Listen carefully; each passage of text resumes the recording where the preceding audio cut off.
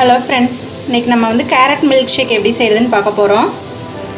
அதுக்கு ஃபஸ்ட்டு ஒரு கப் எடுத்துகிட்டு அதில் பால் ஊற்றிக்கோங்க. உங்களுக்கு மில்க் ஷேக் எவ்வளோ குவான்டிட்டி வேணுமோ அந்த அளவுக்கு நீங்கள் ஊற்றிக்கலாம். இப்போ நான் ஒரு டம்ளருக்கு தான் செய்ய போகிறேன், அதனால் ஒரு கப் பால் எடுத்துக்கிட்டேன்.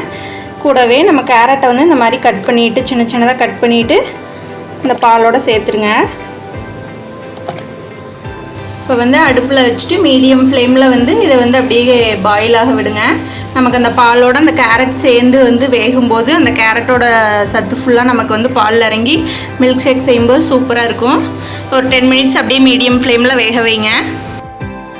பாருங்கள், நம்ம கேரட் வந்து நல்லா வெந்துருச்சு. இதை அப்படியே எடுத்து கொஞ்சம் நேரம் நல்லா ஆற விட்டுருங்க.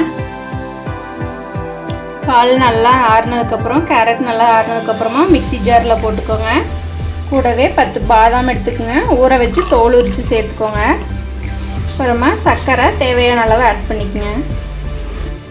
இது எல்லாமே சேர்த்து நல்லா அரைச்சி எடுத்துக்கோங்க. நான் வந்து இங்கே எனக்கு பாலே கொஞ்சம் க்ரீமியாக இருக்கிறதுனால ஐஸ்கிரீம் ஆட் பண்ணல.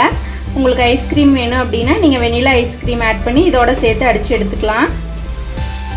பாருங்கள், இந்த மாதிரி நல்லா அடித்து எடுத்துகிட்டு கொஞ்சம் நேரம் ஃப்ரிட்ஜுக்குள்ளே வச்சு நம்ம வந்து சர்வ் பண்ணிக்கலாம். பாருங்கள், நமக்கு வந்து ஹெல்த்தியான ஒரு கேரட் மில்க் ஷேக் வந்து தயாராகிடுச்சு. இந்த மாதிரி நீங்கள் நட்ஸ் போட்டு நீங்கள் சர்வ் பண்ணிக்கலாம். இதுக்கு மேலே வேணால் நீங்கள் ஐஸ்கிரீம் வச்சும் நீங்கள் குழந்தைங்களுக்கு கொடுக்கலாம். இந்த வெய்ய காலத்தில் இந்த மாதிரி ஒரு மில்க் ஷேக், ஹெல்த்தியான மில்க் ஷேக் போட்டு குழந்தைங்களுக்கு கொடுத்து பாருங்கள், ரொம்ப விரும்பி சாப்பிடுவாங்க. இந்த வீடியோ யூஸ்ஃபுல்லாக இருந்தால் உங்கள் ஃப்ரெண்ட்ஸ்க்கும் ஷேர் பண்ணிக்கோங்க. நீங்களும் லைக் பண்ணுங்கள். தேங்க்யூ.